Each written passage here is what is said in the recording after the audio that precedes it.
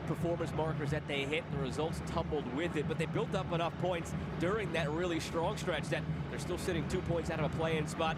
They've made those signings now this summer, 3 of them already. They're poised for a run once league play resumes. Oh, an opportunity for Cortizo.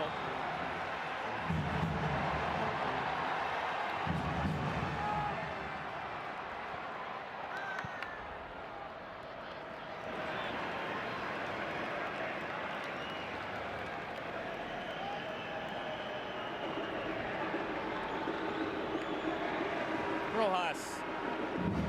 Teaga. Around for Rodriguez. Through for Canales.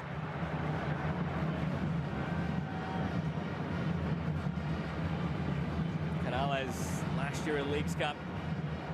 5 appearances, 3 starts, and a pair of goals. He's done it at the highest level, 42 appearances between Champions League and Europa League. And his time over in Spain.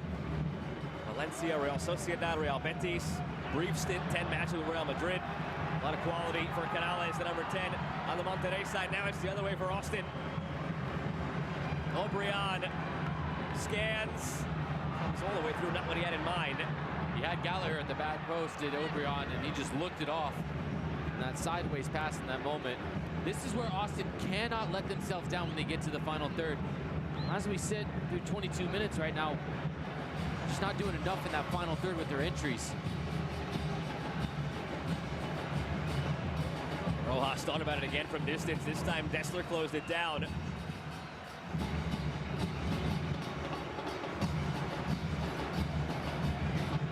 Around to Cortizo. Already has a goal to his name in the early portion of the Liga MX season. Cortizo plays it off for Rodriguez. Arteaga. Look at how deep this defensive shell is for Austin. Now Monterrey are going to be patient and try to pull him out by going backwards and side to side. Wait for that moment when somebody gets lazy defensively to try to slip it through in the passing lane. On paper, Monterrey among the best in this tournament.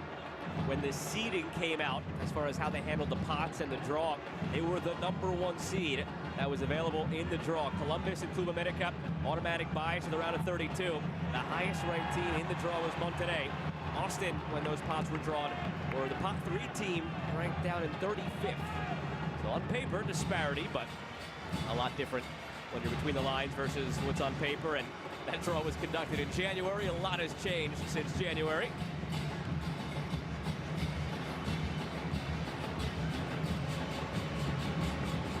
Just a reminder as we get into this second pass-through of each group in Leagues Cup. Got 15 groups of 3 teams. Top 2 in each group will join Columbus and Club America, who I mentioned had the buys in the round of 32. Top 2 in each group will join them in that round of 32, and then it is straight knockout play from there. Single game elimination. All matches that are tied after 90, including in the group stage, will go directly to a shootout. You get 2 points for a shootout win, 1 for a shootout loss, and of course 3 for a win in regulation. All Austin needs tonight after their win in regulation against Pumas.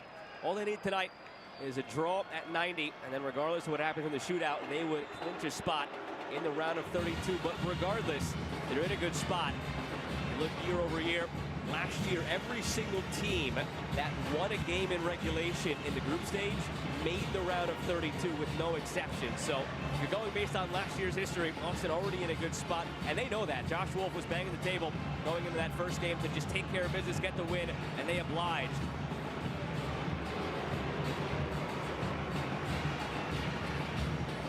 We wondered what roster Austin was going to put out tonight. What starting 11 based on what you just said and that conventional wisdom. But I think the fact that they have that potential for 8 to 10 days off if they are able to advance through, and if history holds to form, what little history we have with the Leagues Cup, but is still establishing, 3 points should be good enough, and you'd expect that that will get them through. But I think this is a point in the season where this could be transformational. You get a win against Pumas. You get a result, potentially win against Monterrey. What does that do for the rest of Leagues Cup, but also the final third of the Major League Soccer season? as they're making a push. I think this was a calculated decision from Josh Wolf to play his best 11 available tonight. And he was very candid, Josh Wolf, about this season almost being played in chapters. The first chapter is when they struggled out of the gates with the injuries. The second chapter is when they hit that winning form. The third chapter that just closed before Leagues Cup was, again, them meandering with some good performances, but the results not being there.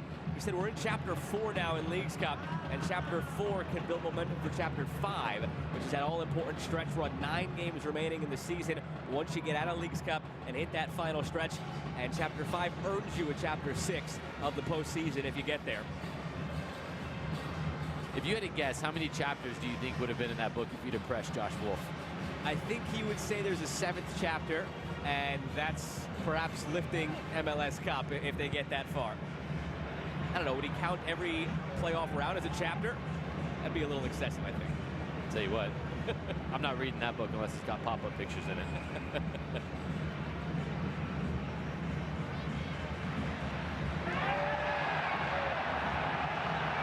Wanted a foul call play on. Thanks to referee Daniel Quintero.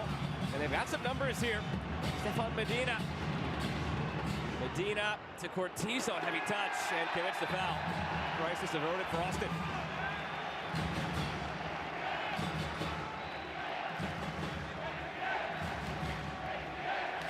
Here's a look at the no call. I'm not sure exactly where contact is made on the ball. That goes through the back of Driussi. I would have been more okay seeing a foul given there. I think Monterrey might have gotten lucky. Rodriguez in particular with that challenge.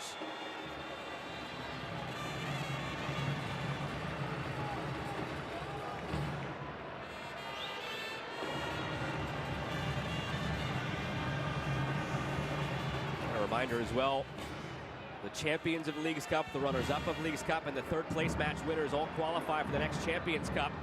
That's at stake as well. Here's Cortizo after the giveaway. Nearly a half an hour. It's been rather quiet. It's a player, though, who can pop up at a moment's notice and punish you. And you wonder if he continues to lack visibility, if that's when Brendan Vasquez comes in the second half, replacing Berterame. Driussi tries to settle.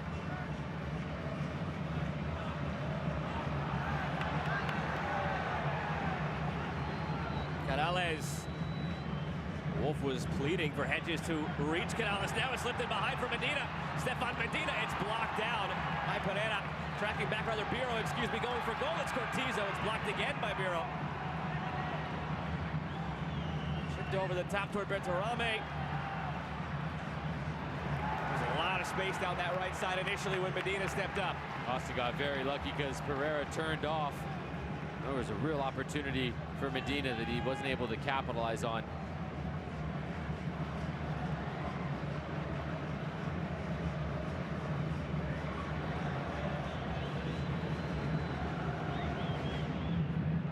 Possession still a massive advantage in Monterrey's favor. For all of that, though, both sides with the same one shot on target.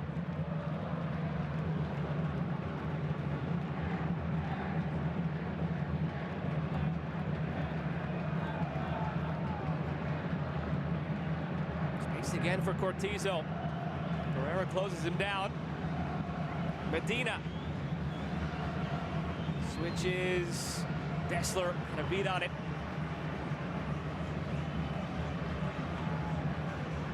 Very strong spring for Monterrey, aside from the semifinal and Champions Cup, also making the semifinal in Liga MX. They had 9 wins, 3 losses, and 5 draws, finished in 4th place. They get off to a good start in the Apertura phase of the season. 3 wins and a loss.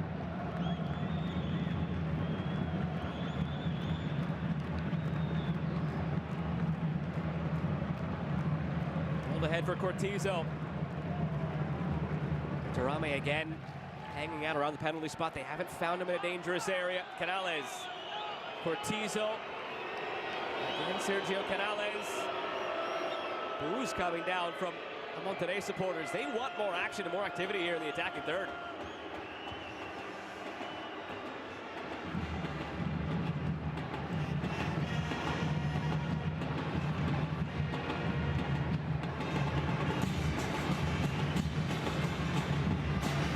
reason you're not seeing more attempted passes through because Austin is in such a low block.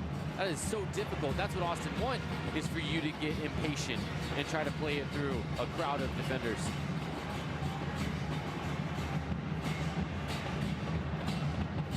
Look how deep Austin FC is. This is unsustainable. They cannot continue on at this pace. We're 31 minutes into this match. I think you can do this for about another hour right now. Certainly the players don't want to, and neither the fans or Josh Wolf want to see their side pinned back 30 yards inside of their own goal. Brings to mind another game that you and I had this season involving Austin. It was their win against LA Galaxy. It was still a lot of pressure like this, but they had 2 early goals, so there was a reason for it. And they just tried to play that counter game. It's different at 0-0 than it is at up 2-0. Though on that day, we saw them execute it to perfection. Just playing a dangerous game against this Monterrey outfit. You're basically telling the team, your opponent, Monterrey, we think you guys are so good that we're just going to sit in deep and not even try to go win the ball. This is way too deep from Austin FC. Canales goes for goal. It's Canales. Rebound. Monterrey misses. Oh, that'll keep him up tonight. It actually stayed in play. It was so off target.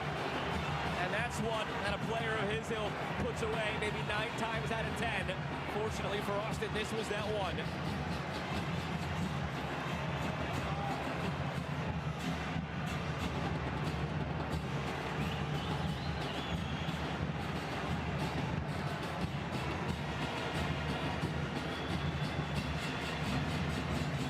5 goals in the Clausura. Monterrey was a menace in Champions Cup.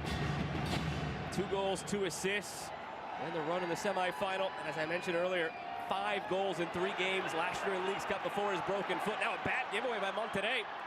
Poked ahead to O'Brien. Back for Driussi. Over to Gallagher, and it's saved by Andrada. After that miss at the other end, you thought Austin would make Monterrey pay, and it's just a corner. Well, if you're going to sit in as deep as you are, when you get these opportunities, you got to make the most of it. Gallagher chooses to go high to the near post. The 2 options in this spot, high to the near post or low to the far post. Put it on target, give your chance to self to score or to force a save from Andrada. With Giassi's Artes looming at the back post for a rebound. Gallagher was not far off from that one. That was a stinging effort. Andrada did well to be patient and not cheat to the far post.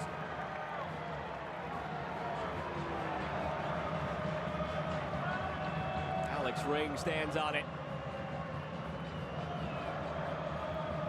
Pereira comes in as a short option. It's a 2-on-1. Watch Dessler as well. He can come over at the corner of the 18-yard box. He can make it a 3-on-1. Sent in now toward the back post, and Andrada has it, wants to go quickly. Long toss out into the path of Rojas. Rojas bends one in. It's beyond Berterame.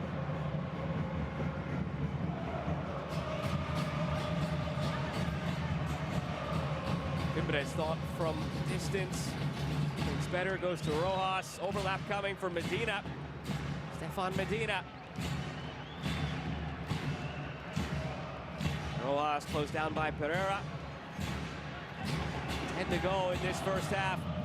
Alongside Jamie Watson, I'm Joe Malfa. Glad to have you with us. Leagues Cup on FS1. Monterrey and Austin still scoreless just for now. And cleared away by the home side. Austin needs only a point to go through to the round of 32.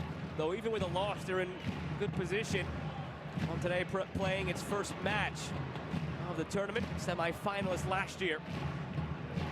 Started a string of semi-finals where they faltered. It was this tournament, it was the Clausura of Liga MX, and then it was the semi-final of Champions Cup, all in a row, falling short of their goal. Wanted to rewrite the ending here as they begin. For 35 minutes, they've dominated the ball, but nothing to show for it. Rojas pings one edge of the area. Friendly fire, Berterame gets in the way. He's having some forgettable moments in this first half, and you don't expect that typically from him. Now O'Brien weaving through.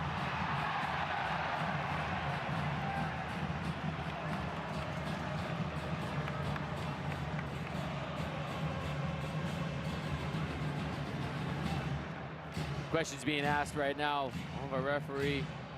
Daniel Quintero, should this have been a booking,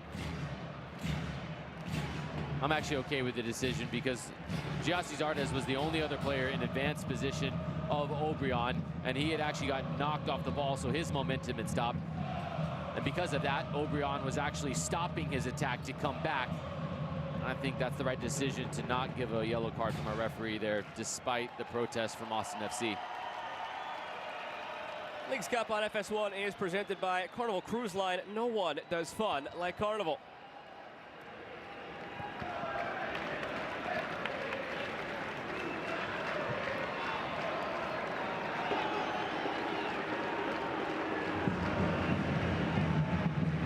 Zardes. Players on this field have been a part of the USA-Mexico rivalry at the national team level, even including Josh Wolf coaching in this one for Austin. Starting to see that rivalry grow more and more now at the league level between Liga MX and MLS. That's why Leagues Cup was so fun last year. The Lions been a joy so far. This year we're seeing it more and more play out in Champions Cup. As over the last couple of years, we've had an MLS team reach the final 3 years running. Long throw from Gallagher, flicked out of the back front post. Andrada has it. Treat every throw in the attacking third as a set piece. When you have a weapon like that, why not?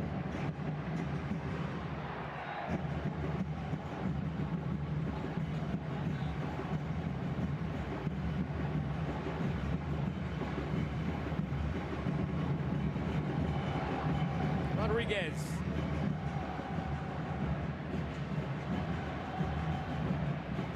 .306 passes for Monterrey, 102 for Austin, triple the amount through 38 minutes. You can see where the control of this game lies, but both teams with the same 2 shots on target. Monterrey trying to break Austin down, sitting in deep. Austin trying to counter. Both teams really playing this game exactly how they want to strategically. Just waiting for that first shoe to drop in terms of something on the score sheet.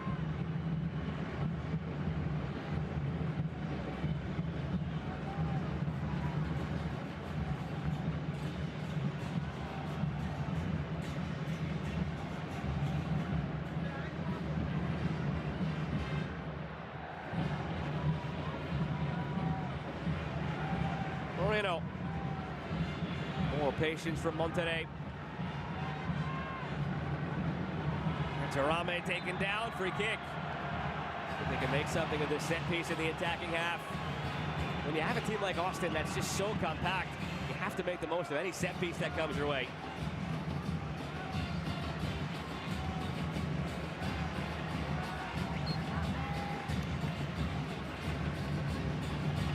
As Canales stands over this, watch for him with the left foot to try to swing this out.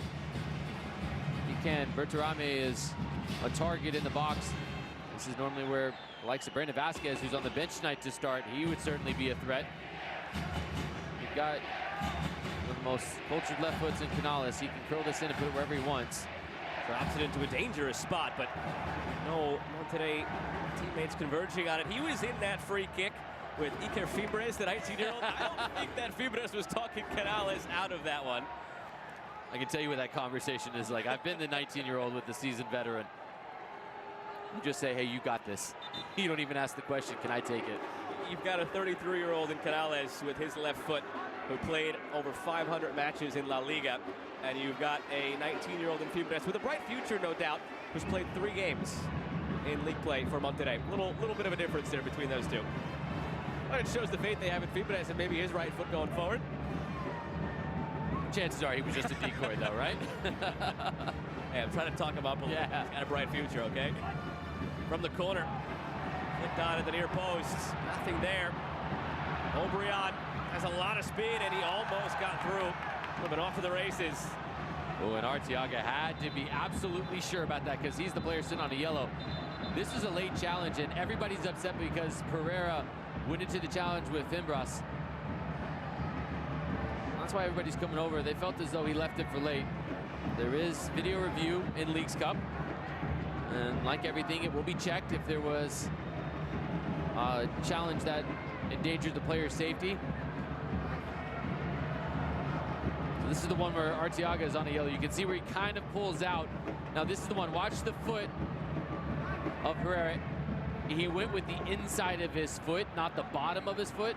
So while there is a lot of contact on the aforementioned 19-year-old Fimbras, Herrera went into it in a way that was not malicious, that was not endangering the player's safety. And Arteaga is still, with that collision with Obrian, so slow to get up. We saw Quintero, the referee, still putting the finger to the ear, as if he was listening into the VAR room, but doesn't seem that there's the indication that it'll be a throw-in. So whatever brief check there was is complete. Chance now for Fernando Ortiz to have some words with his players.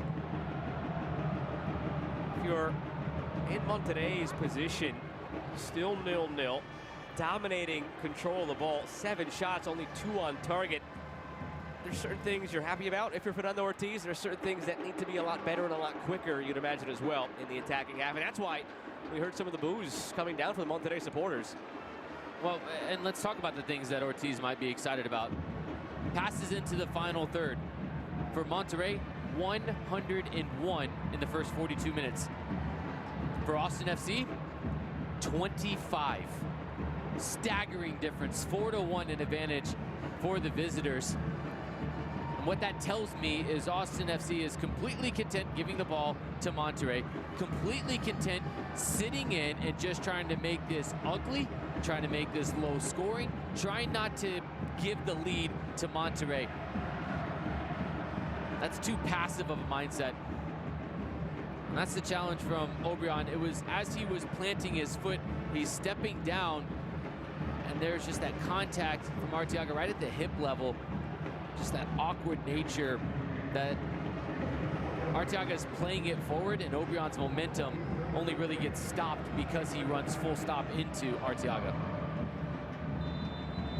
And Sergio Canales felt something wrong. He's come out during all of that, and Brandon Vasquez enters here in the first half. So we thought we'd see him later on. We get him sneaking out there right before halftime. I hope everything's okay for Canales. There were a couple of moments where when he was venturing out to take that last corner kick especially, it seemed like he was looking down at that leg and gave it a go. Vasquez comes on, and now here's Biro. When it goes to show you, as the 43rd minute approaches, and you have 3 substitution windows. Canales was unable to get to halftime, so it forces his team to use one of the 3 substitution windows. That tells me there was the sense of urgency that he could not continue on. He couldn't push it through for another 2 minutes plus stoppage time. That's a worrisome sign for Rayados. Long throw coming from Gallagher. Launches it, edge of the 6, flicked on well. They execute that so well from either side. He'll come across the field if he has to take that. Every single time he's aiming for the front of the 6 and that flicked on header. They've executed it twice, but both times nobody on the back end. Back in the substitution though, strategically, if you're in Ortiz's position, for the control you had, dominating possession, did you give any consideration to just playing 2 minutes down a man to see if Canales was okay, to try and not waste one of those windows?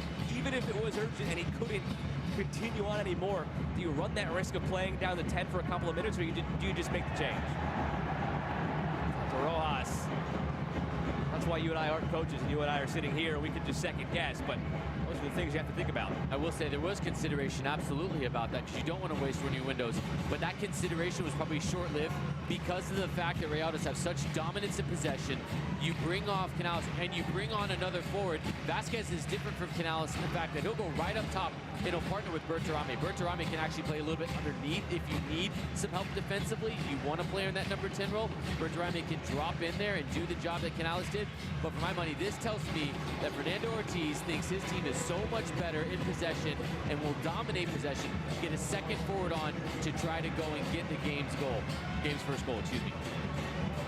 Here's Cortizo. Good first touch from Cortizo. Second touch not as good. It allowed Biro to come back in, but Biro gives it right back. Fimbres. And it generates some space here. Fimbres end line, whips it in front. Oh boy, what is Biro doing? Right before half, when you've been under siege, you win the ball back and you try a back heel in that position. If I'm Josh Wolf, I'm irate at the left back for Austin FC.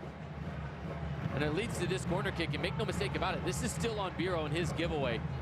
If this turns into a goal for Rayados, this is because of Biro's turnover. Imbrez, end line. Out for a penalty there. So the left hand of Pereira as he slid. It's out for a corner, but just a second look at that one. Oh, you were right. Good catch in real time there, Joe, because as Pereira blocked that, what did he block that with? Was it the trailing arm? Or did he get it with the underside of his body as he was sliding?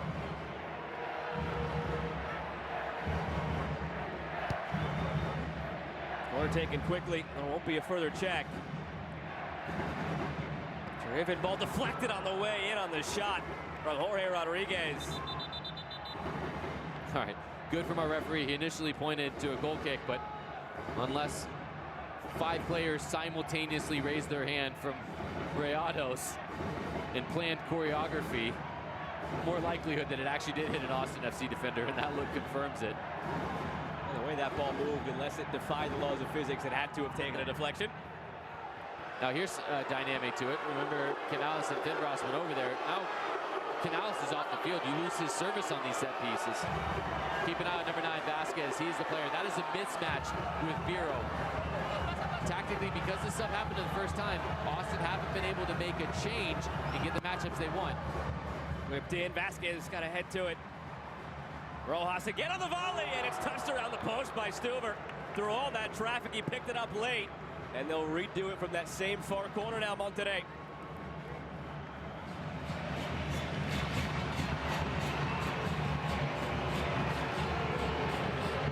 This is a big moment. Austin FC have to defend this well. Could be one of the last actions of the first half.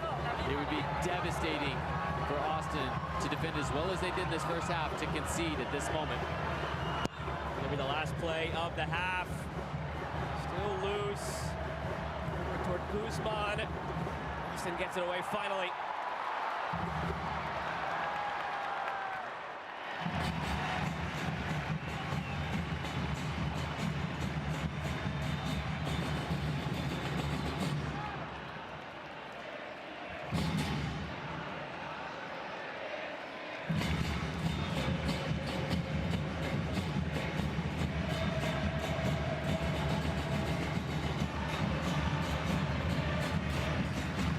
Holding his head there in the penalty area. Why the play hasn't resumed yet. Daniel Quintero over to check. The defender. Be all right to continue here, at least for the closing seconds. Beyond the 3 minutes given now.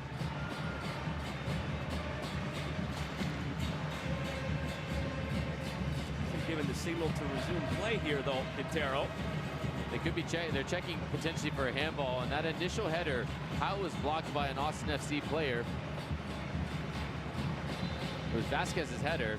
That's what the holdup was for, was the check, and it was check complete. Check complete right into the halftime whistle, and we go into the break scoreless.